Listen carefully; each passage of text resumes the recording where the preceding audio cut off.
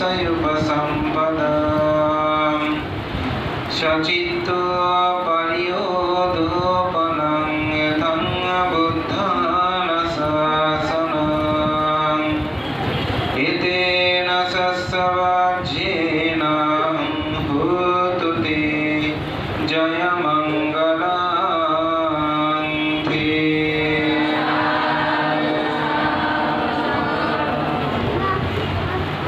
প্রগতি nursing college oxygen Chittagong কর্তৃক শিক্ষার্থীদের মঙ্গল কামনায় আয়োজিত আজকের এই বৌদ্ধ পূজা, শিবলী পূজা এবং অষ্টবৈশিকা মহাসংঘদান অনুষ্ঠানের পরমারাধ্য মাননীয় সংঘপ্রধান, আজকের সভার সভাপতি, বিশিষ্ট সাংঘিক ব্যক্তিত্ব, বাঁশখালী বৌদ্ধ সমিতির সুযোগ্য সভাপতি, বাঁশখালী জ্ঞানোদয় বিহারের সুযোগ্য অধ্যক্ষ, বিশিষ্ট শিক্ষাবিদ এবং এই কলেজেরই যিনি চেয়ারম্যান, তারই শিক্ষাগুরু। এটা নিয়ে উপলব্ধি করা যায় তার ত্যাগময় জীবনোদীপ্ত সেই পরম শ্রদ্ধেয় রাহুল প্রিয় মহাতের মহোদয়।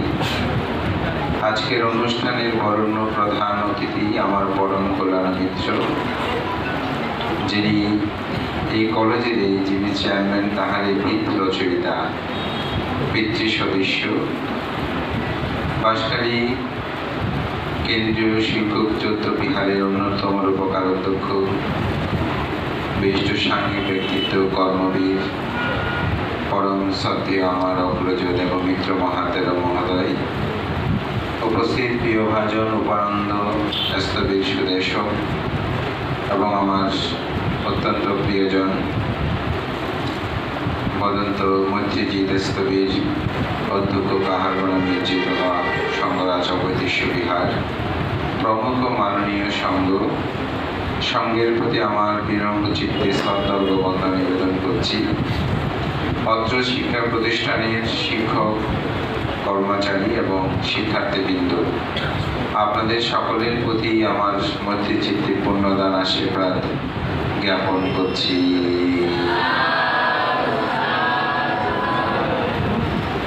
আজকে খুব ভালো লাগছে, একটি ব্যতিক্রম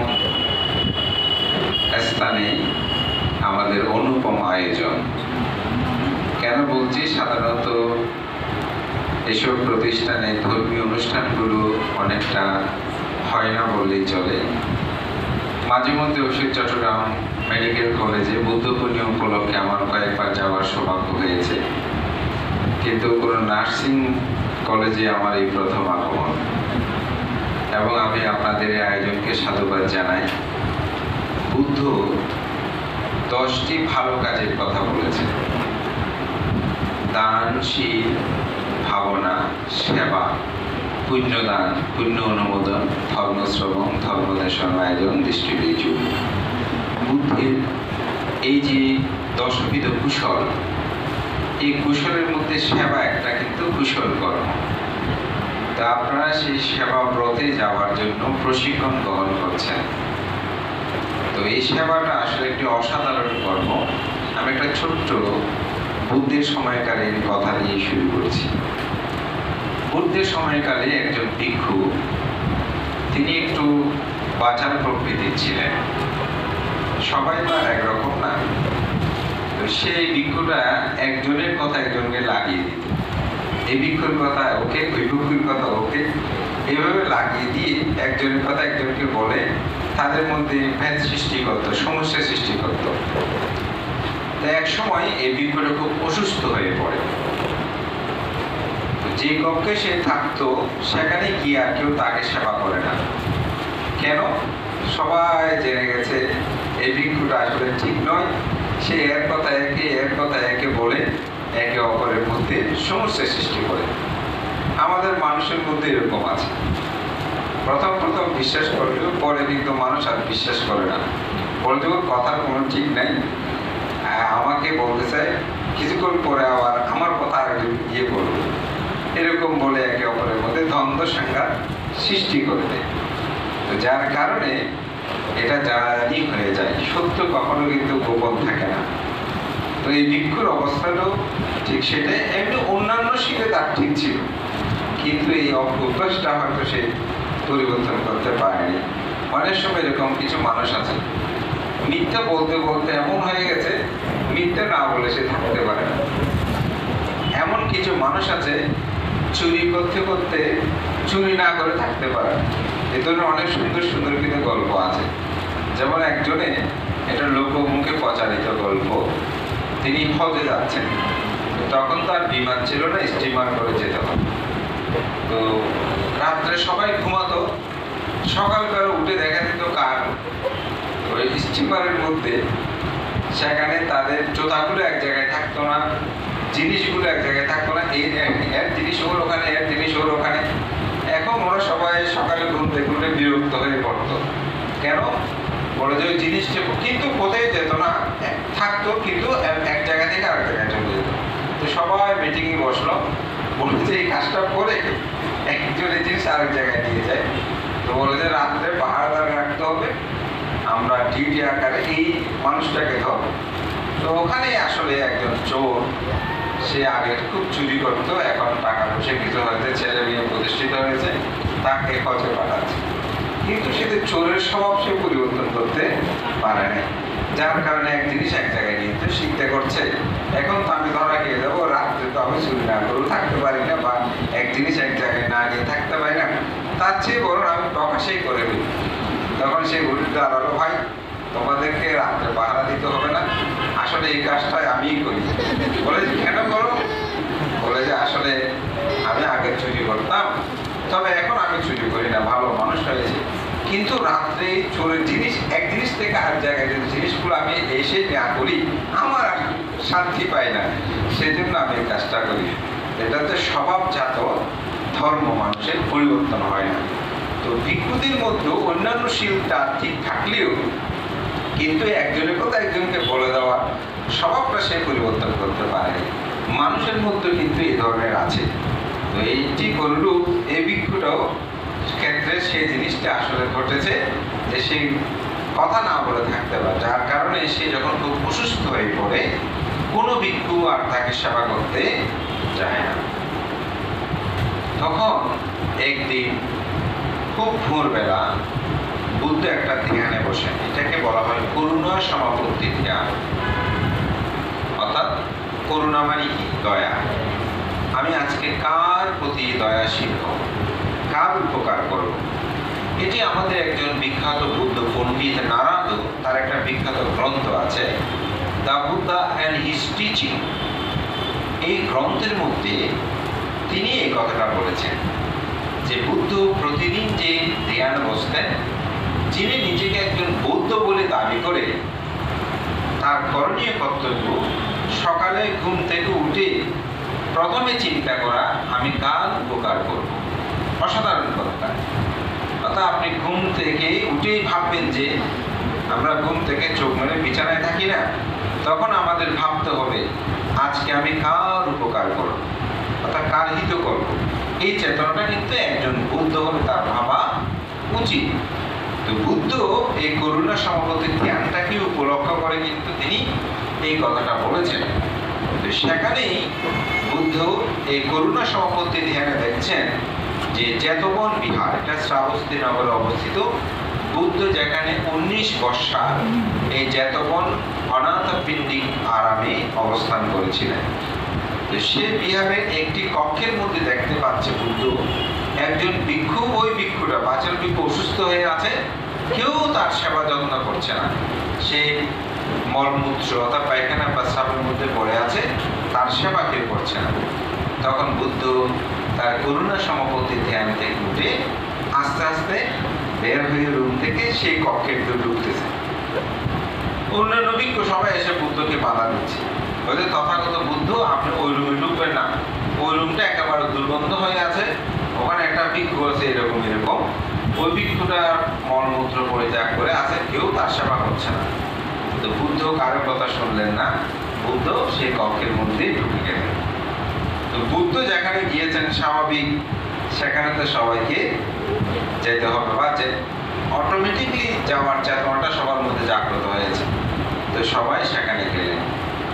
যাওয়ার পরে বুদ্ধ আনন্দকে বললেন, কে আনন্দ? বুদ্ধের প্রধান সেবক, যিনি সব সময় বুদ্ধের সাথে থাকতেন। তো আনন্দকে বলছে, আনন্দ তুমি একটু উষ্ণ জল নিয়ে আসো। তো পানি নিয়ে আসলেন। বুদ্ধ নিজের হাতে তাকে স্নানাদি কর্ম সম্পাদন করলেন, নতুন জীবন পরিধান করালেন, সাবান দিয়ে লেপনাদি করে পরিষ্কার পরিচ্ছন্ন করলেন। বুদ্ধ সেদিন একটি কথা বলেছেন, যে বাক্যটি আমাদের সকলের উচিত জানা, এবং আমি মনে করি আমার কোনো কথাও মনে না রাখলেও বুদ্ধের এই কথাটা আজকে আপনারা মনে রাখবেন। বুদ্ধ সেখানে একটা উক্তি করেছিলেন, জগতে এরকম উক্তি সেবা ধর্মে আর কোনো উল্লেখ নাই বলে আমি মনে করি। বুদ্ধ সেদিন বললেন, হে ভিক্ষুগণ, যিনি রোগীর সেবা করবে তিনি বুদ্ধির সেবা করবে। এটার মতন সেবা ধর্মে আমি মনে করি আর কোনো উক্তি আমার জীবনে আমি শুনি নাই। অর্থাৎ বুদ্ধকে যদি আপনি পূজা করতে চান, বুদ্ধকে যদি আপনি সেবা করতে চান, তাহলে আপনি একজন রোগীকে সেবা করেন। যদি একজন রোগীকে সেবা করা হয়, বুদ্ধ বলছেন যে আমার সেবা হয়ে যাবে, আমার পুজো হয়ে যাবে। এই জন্যই আসলে সেবা ধর্মটা বৌদ্ধ ধর্ম দর্শনে অতীব গুরুত্ববহ। এবং আপনারা সৌভাগ্য, বুদ্ধের 10টা কুশল কর্মের মধ্যে একটা কুশল কর্ম ব্রত গ্রহণ করার পথই আপনাদের আজকের এই শিক্ষা জীবন, এবং আপনারা সে পথেই গমন করছেন। এটি অতীব কুশলময় একটি কর্ম। আমি মনে করি এই পেশাটাকে আসলে আপনারা যারা বেছে নিয়েছেন, এটা খুবই উত্তম একটি কর্ম। শুধু বাংলাদেশ নয়, পৃথিবীর বিভিন্ন দেশে এই নার্সিং বিষয়টাকে খুব বেশি গুরুত্ব প্রদান করে। আমি সৌভাগ্য হয়েছে অতি সম্প্রতি, আমার মাস দিনই হচ্ছে মনে হয়, আমি অস্ট্রেলিয়া থেকে এসেছি। তো অস্ট্রেলিয়াতে আমি আমার বডি চেক আপ করিয়েছিলাম। জাস্ট ওখানে ঘুরতে গিয়েছি, উন্নত দেশ, তাদের একটু চিকিৎসা করে নিই। তো ওখানে চিকিৎসা সম্পর্কে আমি যেটা জানলাম, যে বাংলাদেশ থেকে নয়, পৃথিবীর যে কোনো দেশ থেকে যারা নার্সিং হিসাবে সেখানে কর্মরত বা কাজ করতে যায়, তারা অতি তাড়াতাড়ি সেখানে পিআরটা পায়, অর্থাৎ পার্মানেন্ট রেসিডেন্সিয়াল। এই জিনিসটা অবশ্যই তাদের হোক। শুধু অস্ট্রেলিয়াতে নয়, কানাডাতেও শুরু করে। এবং আমার সৌভাগ্য হয়েছে আমেরিকাতে যাওয়ার, সেখানেও বলছে যে ঘন্টা বেসিক ওখানে আসলে স্যালারি দেওয়া হয়, 1 ঘন্টায় আপনি কত পাবেন। তো ওখানে নর্মালি যেখানে হয়তো ডলার হিসাবে সাধারণত 14 টাকা, 12 টাকা, 18 টাকা, 19 টাকা এরকম পায়, কিন্তু যিনি নার্সিং হিসাবে সেখানে কর্মরত, তার 4 অনেকটা 85, 86 এই ধরনের সেখানে, অর্থাৎ তাদেরকে অতীব গুরুত্ব প্রদান করা হয়। আসলে একজন রোগীর ক্ষেত্রে আমি মনে করি ডাক্তারের চেয়ে কোনো অংশে কম নয় নার্সিংটা, কারণ সেবাটা ঠিক মতো না হলে কেউ কোনোদিন কিন্তু সুস্থ হতে পারে না। সুতরাং আপনারা এরকম একটি পেশা জীবনে আপনারা প্রবেশ করছেন, এটি গুরুত্ববহ। আপনাদের ক্ষেত্রে নয়, আমি একটু, যেহেতু আজকে সংবাদ বৌদ্ধ ভিক্ষুদের নিয়ে এখানে আয়োজন হয়েছে, বৌদ্ধ ধর্ম দর্শনীয় আচার্য উপাধ্যায় ব্রত একটি চ্যাপ্টার আছে মহাবর্গ গ্রন্থের মধ্যে। সেখানে দেখা যাচ্ছে যে একজন আচার্য, মানে শিক্ষক ছাত্রই বলি তাহলে সহজ হবে, একজন ছাত্র একজন শিক্ষককে কি কি কর্ম করবে। সেখানে বলা হচ্ছে যে তাকে পাত্র আগিয়ে দেবে, কাপড় ধৌত করে দেবে, পা ধৌত করে দেবে, আহার আদি ঠিক করে দেবে, কাপ্যীয় করণীয় কর্ম, যেগুলো খাদ্য আছে সেগুলো খাবার উপযোগী করে দেবে। এটা হচ্ছে একজন ছাত্রীর কর্তব্য, যেটাকে আমরা শ্রমণরা করি। এবং তার কাপড় চোপড়, তথা গুরুর কাপড় চোপড় ধুয়ে দেবে শিক্ষকের, এইসব কর্ম আদি সম্পর্ক, বিছানা ঠিক করে দেবে, রুম ঝাড়ু দেবে, অর্থাৎ সব সেবা কর্মগুলো করতে হয়। কিন্তু যখন ওই শ্রামণ বা ওই ছাত্র অসুস্থ হয়, তখন গুরুকে ওই ছাত্রের বা তার শ্রমণের সব কর্ম করতে হবে। তাকে স্নান করায় দিতে হবে, তাকে তেল দিয়ে শরীরে মর্দন করতে হবে, তাকে তার কাপড় চোপড় ধুয়ে দিতে হবে, সে পায়খানা প্রস্রাব করলে সেগুলো পরিষ্কার পরিচ্ছন্ন করতে হবে। কাকে? অর্থাৎ শিক্ষক করবেন যে ছাত্রকে, অর্থাৎ তারা শ্রমণকে করতে হবে। এটি বিনয়। যদি না করে তাহলে কিন্তু অপরাধ হবে। তাই বুদ্ধ কিভাবে একজন রোগীর প্রতি গুরুত্ব প্রদান করেছেন, এটা এখানে অনুমেয় হয়। তা আমি মনে করি আজকে আপনারা যে একটি সুন্দর আয়োজন করেছেন, সেটা ধর্মকে ধারণের মাধ্যমে। একটি কথা আছে, নো জাস্টিস নো পিচ। আপনি যদি ন্যায় বিচারক না হন, সেখানে কিন্তু শান্তি আসবে না। তো ন্যায়টা শিখতে হলে ধর্ম তার কিন্তু প্রধান অবলম্বন। কারণ ধর্ম মানুষকে বিনয়ী শিক্ষা দেয়, ন্যায় হওয়ার শিক্ষা প্রদান করে। বাংলাদেশে যত পুলিশ আছে, পুলিশের বইয়ে যদি আমরা খারাপ কাজ না করতাম, এই পুলিশগুলো দিয়ে কোনোদিন খারাপ কাজ থেকে মানুষকে বিরত রাখা যেত? কোনোদিনও না। কয়টা পুলিশ আছে? আমরা কতজন মানুষ? কিন্তু আমরা ধর্মকে ভয় করি, আমাদের একটা পরলোক আছে বিশ্বাস করি। আমি খারাপ কাজ করলে আমাকে খারাপ কাজের ফল পেতে হবে, এই চিন্তা আমাদের মধ্যে আছে। সেটা পৃথিবীর যে ধর্ম হলো। আমি যদি বলি বৌদ্ধ ধর্মের পাঁচটি অঙ্গের কথা বলি, যে পঞ্চশীল, যে প্রাণী হত্যা থেকে দূরে থাকা, অদত্ত বস্তু গ্রহণ না করা বা চুরি না করা, বেবিচারী নারী পুরুষ অপরের সাথে খারাপ কর্মে নিবৃত্ত না হওয়া, কেউ যদি মিথ্যা কথা অর্থাৎ সত্যকে অসত্য, অসত্যকে সত্য, ভেদ কথা, যে একটাকে বললাম একজনের কথা একজনকে লাগিয়ে দেওয়া, কর্কশ বাক্য, যেন কারো মনের মধ্যে কষ্ট উৎপন্ন না হয় সেভাবে কথা না বলা, ঠেস তো অনেক সময় আমরা বলি না, একে অপরে কষ্ট পায় মতো, এগুলো থেকে যেন দূরে থাকা, এগুলো না বলা। এবং কৃষ্ণ বাচা অর্থাৎ খুশখুশি কথা, একজন কথা লাগিয়ে দেওয়া, হ্যাঁ, এগুলো থেকে বিরত থাকা, নেশাদ্রব্য সেবন না করা। আচ্ছা, পৃথিবীতে কোন ধর্মে আছে বলেন তো এই কর্মগুলো করার কথা? বাংলাদেশে তো 4টি ধর্ম সমৃদ্ধ, আরো কিছু কিছু ধর্ম কিন্তু আছে, কিন্তু এই 4টি ধর্ম হচ্ছে প্রধানত। এই 4টি ধর্মে, ইসলাম ধর্মে হয়তো তাদের সৃষ্টিকর্তাকে প্রতি অনুগত্যতা স্বীকার করতে গিয়ে একটি কোরবান বা জবাই কর্ম আছে, কিন্তু সেখানেও আছে আপনি অহেতুক কোনো প্রাণীকে হত্যা করতে পারবেন না, ঠিক না? সেখানে কিন্তু অনুচ্ছেদ আছে। ঠিক হিন্দু ধর্ম এরকম, খ্রিস্টান ধর্ম এরকম, আর বৌদ্ধ ধর্ম তো একেবারে সম্পূর্ণভাবে নিষিদ্ধ রয়েছে।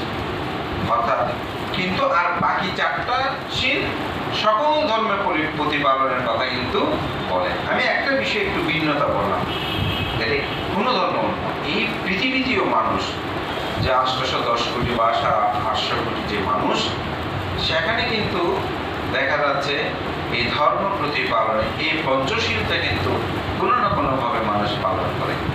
এটা কোনো কারো ভয়ে নয়, এটা মানুষের মানবিকতা, নৈতিক চরিত্র গঠনের জন্য এগুলোর প্রয়োজনীয়তা রয়েছে। যার কারণে আমি বলবো, একজন মানুষের জীবনে এই শীলগুলো প্রতিপালনের মূল বিষয়টা হচ্ছে কি, তার ন্যায় নৈতিকতাটাকে ঠিক করা। এটা কে শিক্ষা দেয়? এটা ধর্ম মানুষকে সেই শিক্ষাটা দেয়। সুতরাং আপনি যদি ন্যায়বাদী হন, তাহলে আপনি শান্তি লাভ করতে পারবেন। আর যদি আপনি ন্যায়বাদী না হন, অর্থাৎ বিনয়ী না হন, তাহলে আপনার পক্ষে শান্তি লাভ করা সম্ভব নয়। তা আপনি যে পেশাতে যান, সেখানে কিন্তু বিনয় লাগে। বৌদ্ধ ধর্ম দর্শনীয় বুদ্ধ প্রথমে বলছেন, বুদ্ধ নিজে বলছেন, বিনয় নাম শাসনাস্যায়ু, বিনয় হচ্ছে শাসনের আয়ু। যদি বিনয় না থাকে তাহলে কোনো কিছু থাকবে না। তো বিনয়টা কি? এই প্রগতি নার্সিং কলেজে কিছু নিয়ম আছে, আপনি এটা করতে পারবেন, ওটা করতে পারবেন না, এইভাবে চলতে হবে, এই ড্রেস আপ করতে হবে, এতক্ষণে ক্লাসে আসতে হবে, এতক্ষণে যেতে হবে, এই ধরনের অনেকগুলো নিয়ম আপনাদের মধ্যে রয়েছে। এটা কলেজের নিয়ম। আবার যদি আপনি নৌবাহিনীতে যান, সেখানে এক নিয়ম, সেনাবাহিনীতে গেলে সেখানে এক নিয়ম, বাংলাদেশের সেনাবাহিনীর এক নিয়ম, আমেরিকাতে সেনাবাহিনীর এক এক নিয়ম, এই ধরনের বিভিন্ন নিয়ম রয়েছে।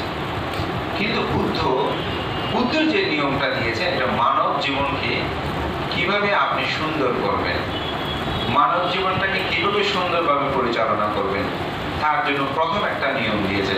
অর্থাৎ যে কোনো মানুষকে 30% এই পঞ্চশীলটা পালন করতে হবে। এই পঞ্চশীলটা যদি পালন না করে, বুদ্ধ বলেন সে আসলে মানুষ নয়, সে হচ্ছে একজন পশু সদৃশ্য। এই পঞ্চশীল ভঙ্গ যারাই করবে তারা পশু সদৃশ্য মানুষ। এই শিক্ষাটা দ্বিতীয় গিয়ে বলছে তো অষ্টশীল নিতে হবে, সে তখন ব্রহ্মচর্য পালন করবে। বলছে সেটা কিন্তু আরো কটিপায় করতে চায়, সে দশসুচরিতশীল কিন্তু আগে পালন করতে। সাধুম বলে যে নাম শুনেছেন কিনা জানি না, ওনারা এই শীলগুলো কিন্তু নিতেন। এখন তো সাধুম তেমন দেখা যায় না, দশসুচরিতশীলটা অনেকে জানিও না। এরপরে দিক শ্রমণ হলে সে 10 শীল, বিজ্ঞ হলে 287। এগুলো সমগ্র মানব জীবনটাকে সুন্দর করার জন্য, সুখময় করার জন্য বুদ্ধ এক একটি স্টেটে এক এক রকম সিস্টেম দিয়েছেন। যেমন এখানে 4th ইয়ার যারা আছে তাদের এক ধরনের নিয়ম কিন্তু আছে, 1st ইয়ার্সে তাদের এক নিয়ম, শিক্ষক হলে এক ধরনের নিয়ম, যিনি কর্মকর্তা তার এক ধরনের নিয়ম। এই সিস্টেমগুলো কিন্তু সেখানে রয়েছে। এই জন্য আমাদের মানব জীবনকে সুন্দর করতে হলে শীল তথা ধর্মের প্রয়োজন রয়েছে। তাই আজকে আপনাদের মাধ্যমে হোক বা কর্তৃপক্ষের মাধ্যমে যেভাবে এই আয়োজন হোক, আপনাদেরকে এটাই স্মরণ করে দিতেই হয়তো এখানে প্রত্যয় হয়েছে যে আপনারা বিনয়ী হয়েও জীবন ধারণ করতে হবে। তা আপনাদের অত্যন্ত সৌভাগ্য জীবনটাকে খুব উপলব্ধি করা। আমি যখন তরুণ ভিক্ষু হই, এক ভিক্ষু বয়স্ক ভিক্ষু আমাকে উপদেশ দিয়েছেন, বলে যে লোকজিৎ, যদি তোমার কখনো মন খারাপ হয়, চিত্ত চঞ্চল হয়, গৃহী জীবনের প্রতি আসক্তি উৎপন্ন হয়, অর্থাৎ ভিক্ষু জীবনে থাকতে মন না চায়, তাহলে তুমি একটু হাসপাতালে যাবে। হাসপাতালে গিয়ে তুমি ঘুরে আসবে। হাসপাতালে গিয়ে ঘুরে আসলে দেখবে মনটা ঠিক হয়ে যাবে। তো আসলে হাসপাতালে যখন যাওয়া যায় একটা পা উপরে, তো একবার আমি চট্টগ্রাম মেডিকেল কলেজে গিয়েছি যে অর্থোপেডিক ডিপার্টমেন্টের ওখানে গিয়ে দেখতেছি একটা পা উপরে, তারপরে এখানে একটা শিক ঢুকিয়ে দিয়েছে। শিক দিয়ে যেটা আমি কিন্তু রোগীটা একটা দেখতে গেলে আবার ওনাদেরকেও দেখতেছি, তো দেখতেছি শিকের একদিক দিয়ে বিপরে ঢুকিয়ে আরেক দিয়ে বের হচ্ছে, ওই পাটা চিত্র হয়ে গেছে ওখানে পাটা উপরে। আমি দেখে চিন্তা করছি, হ্যাঁ মানব জীবনটা কেমন। এই চিন্তাটা করলেই আসলে রোগীর প্রতি আসক্তি উৎপন্ন হয় না, অর্থবিত্তের প্রতি কোনো মোহ উৎপন্ন হয় না, তখন একটা বিরাগ উৎপন্ন হয়, কি মানব জীবন। তিনি সঠিক পথে তার জীবন অতিবাহিত করতে পারেন, তখন তার অর্থবিত্ত প্রাচুর্য এগুলোর প্রতি তার কোনো আসক্তি জন্ম নেয় না। সুতরাং বুদ্ধের এটা হচ্ছে অনিত্য, দুঃখ, অনাত্মা। এই অনিত্য, দুঃখ, অনাত্মা জ্ঞানটাই হচ্ছে কিন্তু মানব জীবনের পূর্ণতা সাধনের জন্য আমরা যে শ্রোতাভক্তি স্থগিতাগামী অনাগামী অরহত্ব বলি এটা। সুতরাং আপনার এমন একটা পেশায় আছেন যেখানে এই চিন্তাগুলো করা যায়, আমি যেহেতু অহংকার করছি, এই অহংকারটা কিরকম, সব বিনাশ হয়ে যাচ্ছে। এই চিন্তা যখন আসে আপনারা সঠিক পথে চলতে পারবেন। তবে দুর্ভাগ্য, আমরা অনেক সময় আমাদের তরুণ অনেক প্রজন্ম তারা কিন্তু অনেকেই ধর্ম থেকে বিচ্যুত হয়ে যায়, বিপদগামী হয়ে যায়, সধর্মে তারা রক্ষিত হয় না। আমার কাছে মাঝে মধ্যে খুব অবাক লাগে যে তারা এত সুন্দর পেশায় থেকেও কেন এরকম হয় না। তার কারণ উপলব্ধিটা কিন্তু একটা বিশাল জিনিস। পৃথিবীতে আমরা অনেক কিছু দেখি, কিন্তু সবাই সব কিছু উপলব্ধি করতে পারি না। সেদিন একটা দেশনায় বললাম, আপনারা কি কখনো ভেবেছেন আপেলটা নিচে কেন উপরে যেতে পারে না? এটা আপনাদের আরো মনে কোনো সময় উৎপন্ন হয়েছে? আমার হয় না। কিন্তু নিউটনের সূত্রটা যখন নিউটনের জীবনে পড়লাম তখন আসতে অর্থাৎ নিউটন সে আপেল গাছতলে বসে ভাবতেছে এই আপেলটা উপরে না গিয়ে নিচে কেন আসে? এটিকে উপরে যেতে পারতো না? উপরেও তো শূন্য, নিচেও শূন্য। তখন সে মধ্য আকর্ষণ সূত্রটা আবিষ্কার করেছে, বিখ্যাত হয়েছে। আজকে পৃথিবী জয় হচ্ছে, যে বিজ্ঞানের বিশাল আবিষ্কার, আমরা যে মোবাইল সমূহ, এত কিছু, চন্দ্রযান, সবকিছু কিন্তু এই মধ্য আকর্ষণ সূত্র থেকে, ইঞ্জিন থেকে অনেক কিছু আবিষ্কার হয়েছে। অর্থাৎ পৃথিবীকে, মানুষকে ভাবতে হয়। রাজপুত্র সিদ্ধার্থ 29 বছর বয়সে তিনি জরাগ্রস্ত ব্যক্তি, ব্যাধিগ্রস্ত ব্যক্তি, মৃত ব্যক্তি, এর আগে কি দেখে নাই? তা উপলব্ধি জ্ঞানটা হয়েছে 29 বছর বয়স, সেটাকে ভাবিত করেছে। আমাদের শ্রদ্ধেয় সাধারণানন্দ মহাতেরও বনমান্তে, তিনি কেন বনমান্ত হয়েছেন জানেন? ও 12 বছর একটা ছেলে মারা গেছে, উঠে দেখে ওনার মধ্যে একটা ও মানুষ কেন এরকম মরে যায়, তাও 29 বছর বয়সে। অর্থাৎ আপনাকে উপলব্ধি করতে হবে বিষয়টা। আপনি যতক্ষণ পর্যন্ত সেটার মধ্যে বিশেষ দর্শন করবেন, আমরা বিদর্শন বলি না, বিশেষভাবে যখন আপনি সেটাকে দর্শন করবেন না, তখন আপনার মধ্যে উপলব্ধি হবে না। তাই আপনারা বিশেষভাবে এই মানব জীবনটাকে দর্শন করবেন, দুঃখকে উপলব্ধি করবেন, তখন দেখবেন আপনারা সঠিক পথে থাকবেন, আদর্শ পথে থাকবেন। জীবনে সবসময় মনে রাখবেন, আদর্শ পথে থাকলে মানুষ তার জীবনে সফলতা আসে যে কোনো কাজে। এবং শিক্ষার্থী যেহেতু, আপনাদেরকে বলবো, কোনো সময় নিরাশ হবেন না, খারাপ হলেও বারবার করবেন। আমি অতি সম্প্রতি ইন্ডিয়া থেকে এসেছি, সেটা হচ্ছে ব্যাঙ্গালোরে নারায়ণ সিটিতে আমি গিয়েছিলাম, ঠিক রোগীগত বিষয়ে। সেখানে যিনি প্রধান চেয়ারম্যান, ডেভিড সেটি নাম শুনেছেন, বিখ্যাত, তিনি হার্টের বিষয়, পৃথিবীর 5 জনের মধ্যে তিনি একজন। আপনারা কি তার সম্পর্কে জানেন? তিনি ক্লাস 2-তে একবার ফেল করেছেন। কিসে? ক্লাস 2-তে।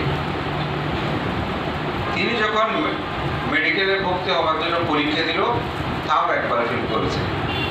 অর্থাৎ দ্বিতীয়বারে তিনি সেখানে চান্স পেয়েছেন। তিনি যখন লন্ডনে এফসিপিএস করতে গেল, সেখানে 1বার 2বার নয়, 4বার ফেল করেছেন। 4বারের পরে তিনি পাস করেছেন।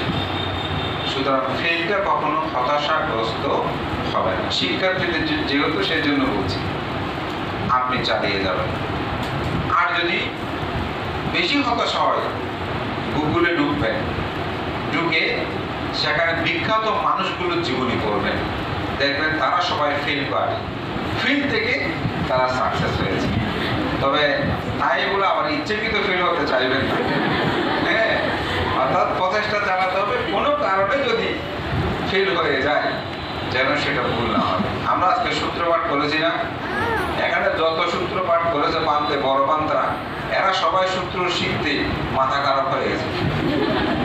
আমি তো একবার কান্নাও করেছি, মনে হচ্ছে আমি আর বিজ্ঞ হতে পারবো না, এই সূত্র এত কঠিন।